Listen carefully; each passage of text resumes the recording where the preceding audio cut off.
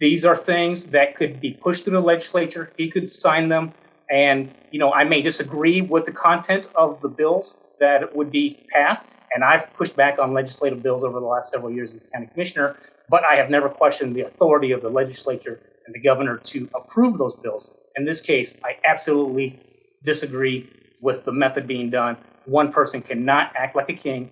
One person cannot suspend election law in a free society. So as the state is supposedly coming out and reopening, well, it's not going as easily as possible, including the issues of elections. A rather large storm is brewing in El Paso County. County Commissioner Longinos Gonzalez said quite blatantly, "I'm not going to follow these new orders from Governor Polis." Longinos, thank you so much for being with us. Appreciate it. Oh, thanks for inviting me on, John. Hey, I want to get a better understanding of this. Now, you are one of 5 commissioners down in El Paso County, and Yes. orders came down on election issues, particularly when it came to online petitioning as well as third-party candidates.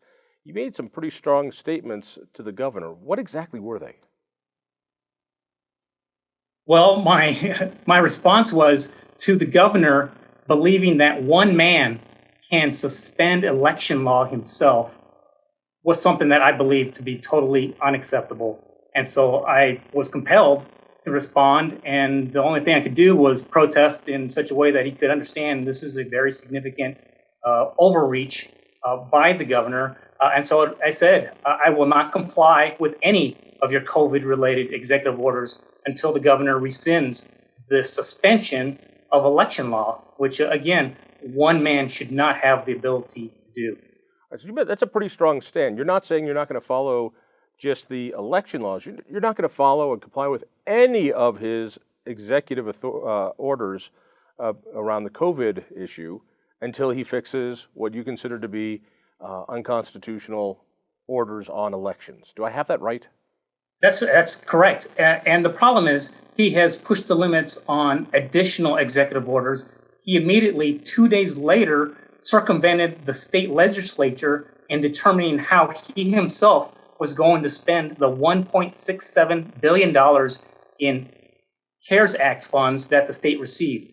And just a month ago, he himself, in multiple press conferences, and as quoted in, I believe, the Grand Junction Sentinel, and in a direct response to a question that I brought up to him, he stated and told me directly that is in the purview of the legislature, not me. And so a month ago, he said one thing. The other day, he demonstrated he's willing to ignore even the legislature in things that are in the purview of the legislature. So help me better understand the orders that really have you upset around elections. I'm aware of a couple. One, of course, is something that is going to be going to court very soon, which is to allow a version of online petition gathering for initiatives. Now, as a guy who has a couple initiatives up here, I have a vested interest in this, and I do want people signing my petition to lower the flat rate income tax here in Colorado. And if they do it online, great. If they do it in person, great. I want to get this thing passed.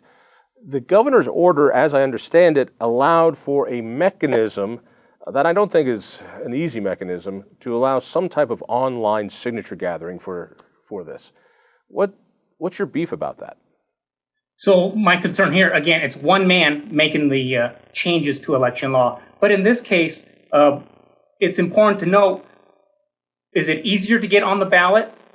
Is it harder to get on the ballot with these changes? Because one man is now determining whether a ballot initiative makes it on the November ballot. So as we all know, and as the governor must know, that if something is easier to get on the ballot and will be seen on the November election, he knows these changes will affect who may come out to vote and who may stay home to vote.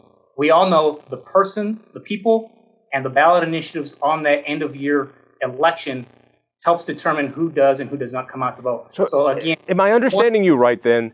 If one person is affecting that vote.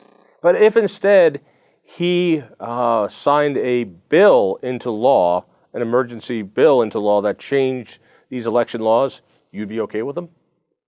Well, and I actually stated that in my My comments the other day, I said it's within his rights to go through the legislature, have the legislature write up bills, and then him sign those. And while the legislature is still here, although they've been silent for much time now, and they should be stepping up to the governor, they are basically about to come into session. They could have been recalled. They were supposed to have already started this week, but it got delayed an extra week at the request of leadership and the governor.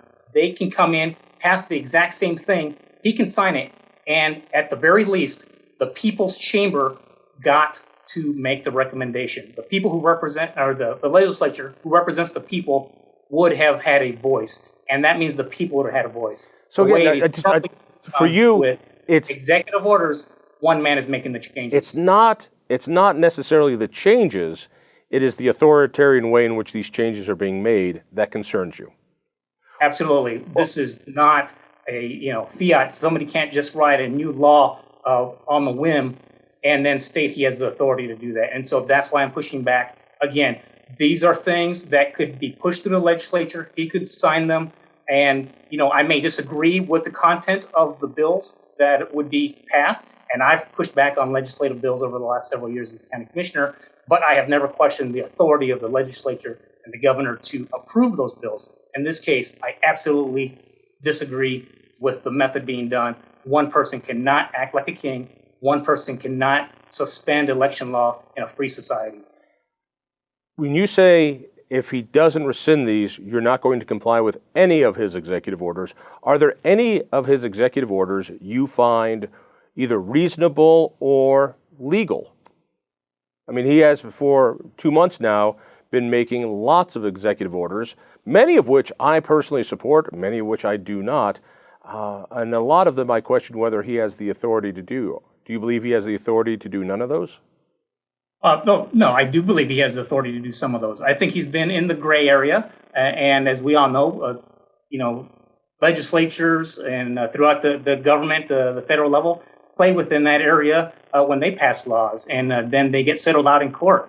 But in this case, I think he's gone from the gray area to an area that I think is unacceptable, and I needed to protest.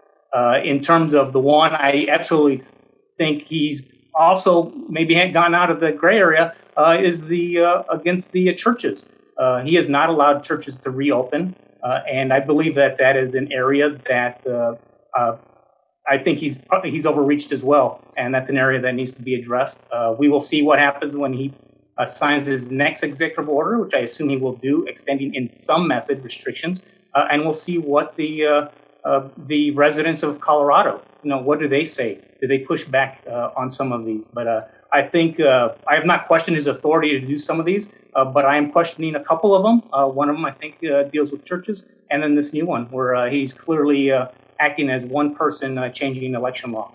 When you say you won't adhere to any of the executive orders, in your role as El Paso County Commissioner, which executive orders, just give me a couple examples, are you adhering to that you would no longer adhere to? What, in reality, what would that change look like if you stopped adhering to all executive orders under this emergency? Sure. I mean, personally, I will feel free to attend churches, my church service, if we go beyond what the governor has. I thought local governments were in charge of that particular issue. No, well, we're not. The state mandates have. We do not have the authority to just ignore that. We have been putting in variances, and we have submitted variances. We have had one approved for having in-person graduations. We had been looking at and had submitted one last week for restaurants. But if there's a restaurant open in Mesa County or somewhere else, I will feel free to go and sit in meal. I also stated in my comments of the day that I would respect residents by following common sense health precautions, and so I'm not going to go out and just ignore common sense social distancing and health recommendations. Help me understand the variances. When you say that you're going to ask for variances, are you talking about variances to the state? You actually have to go ask Mother May I in El Paso County, allow for graduations or allow for restaurant openings. Is that how I understand it? Yeah, those that exceed what the state has put in as a restriction. So in this case, no gatherings greater than 10 people could take place. So clearly, a high school senior class, especially in larger communities, say Colorado Springs, we're going to have multiple school districts where graduates are going to be greatly exceeding that limit. They could not have an in-person graduation ceremony for those high school seniors. And so we did 2 weeks ago about 2 weeks ago, put in a request to exceed that limit, and that was granted. We put in one to open up restaurants in person early. We are awaiting back for that. But individually, I will go out and I'm not going to do anything foolish, right. But I will not put myself to the restrictions that I believe he has overstepped on. And as a sign of protest, when you put in a variance, is it the Colorado Department of Health that then decides whether or not you get the permission slip to have more than 10 people or whatever it is you're asking for? Or is it the governor himself? I believe the governor has deferred it to the Colorado Department of Health. Let me ask you some more questions about the money part of this. And by the way, I couldn't agree with you more. I'm ready, raring, and able to go to restaurants and bars. I believe the economic damage that is happening during the shutdown is far more dangerous to the health of Colorado than COVID. That doesn't mean to be irresponsible, but it means that when we have poverty, when we have bankruptcy, when we have massive unemployment, well, there's a lot of health issues that come out of that as well. And as a county commissioner, you certainly have to deal with those. Revenues are dropping into state and local coffers because of not because people don't want to have economic activity, but because they've been ordered not to have that activity. How bad is it in El Paso County? How far off are you from your regular numbers as far as tax revenue? Just generally speaking. No, good comments, good question, John. So again, that goes back to one man making mandates that have put the state, it just devastating to the state and devastating to our small businesses and employees. And that's another reason I think you're starting to see pushback on the governor. I have been told initially that we're looking probably at about a 10%. From our general fund that we have available, that we will have to cut. So we're thinking probably in the $11 to $12 million that we're going to have to cut this year. By the way, that is surprisingly less than I thought it would be. I thought it would be even higher. All right, so now CARE Act money comes. Because, John, we have very, because of our low sales tax, we are more dependent on our. That makes sense. That is less affected by this downturn currently, but it could be greatly affected in the coming years. That also affects our property tax rates. But so we have the state is going to get millions of dollars from the federal government in form of the CARES Act, and who knows what other stimulus packages could be coming through. How are those monies being divvied up, and are they going to local governments like your county commission? Oh, great question. So because El Paso County is one of the few in Colorado that exceeds 500,000 in population, we did receive a direct disbursement.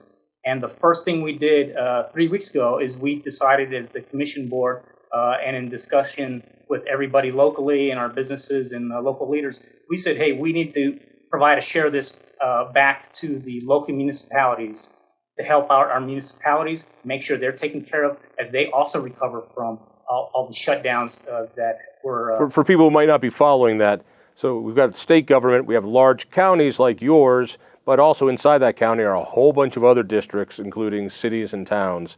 And so you took a share of that and you passed it along.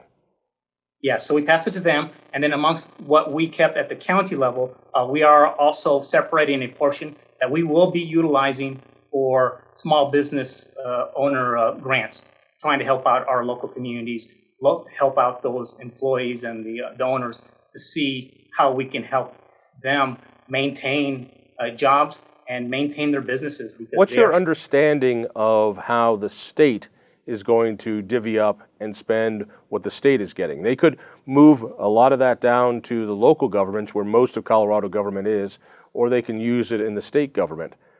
Who's making that decision, and are they doing it the right way or are they doing it the wrong way?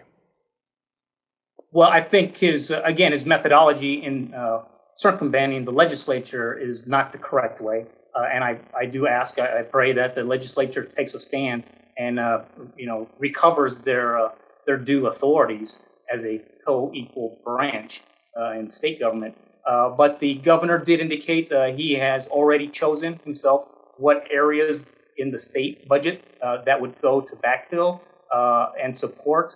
He did, I believe, separate $270 or $275 million for the other communities that did not receive a direct disbursement. So that's 59 counties out of the 64. But again, your frustration is that one guy is doing this when it should be two branches of government doing it. Absolutely. And the second part of that is when he stated that he didn't have the authority to do so, he then basically put it on the legislature to determine how to spend this. We received the dollars about 3 weeks ago, maybe even just before that. So that means the state received $1.67 billion in CARES Act funds that 3 weeks ago, if indeed he thinks he can individually dole out those dollars, he could have provided a portion of those funds to those local communities 3 weeks ago. So this is one person sitting on a pot of money that could have already been going out to help those communities, to help those small business owners and employees. Let me wrap it up with his argument is. Let me wrap it up with one final question. It goes something like this. Sure. I can tell the frustration you have with the governor. Governors, like presidents, try to increase their authority over time. It is a natural state that the power of the presidency continues to grow and grow and grow. How much of this are you really frustrated with the legislature for not taking the appropriate role and saying, excuse me, even though you're of our same party, you can't just make these decisions by yourself? Right. And in two parts here of my frustration, and where some people might say, well, maybe he's in the gray area, maybe I shouldn't be protesting. But guess what? If he is willing to use this supposed power to suspend election law today on what some people may say is a minor issue, he could do the exact same thing in September or October later this year when we're going into the election. That's why it's vital to stand up today against this overreach. Have you heard anything? Have you heard anything back from the governor's office after you made your stand? I have not yet. I have gotten a lot of positive feedback from El Paso County residents who believe the same. And I do hope that the legislature stands up. I do understand that the Republicans are the minority party, and so it does make it more difficult to go back into session and perhaps try to push a resolution or bill that would take that power back, because they need to get some Democrat support to do that. And I don't know if the Democrats would want to do that against their own a governor in their own party, but that's what they should do. Every person in the legislature, whether they're Republican or Democrat, should be upset that the governor believes he can circumvent them in Commissioner, such a case.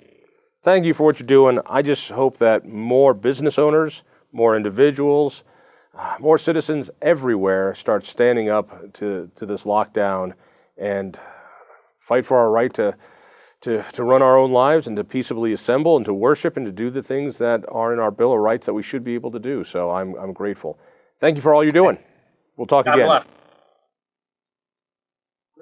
If you enjoyed that conversation, by all means, click one of these other great programs. We have the best conversations with the most fascinating Coloradans. And subscribe to our channel. Just click down below and hit that little bell button too. You don't want to miss a single show.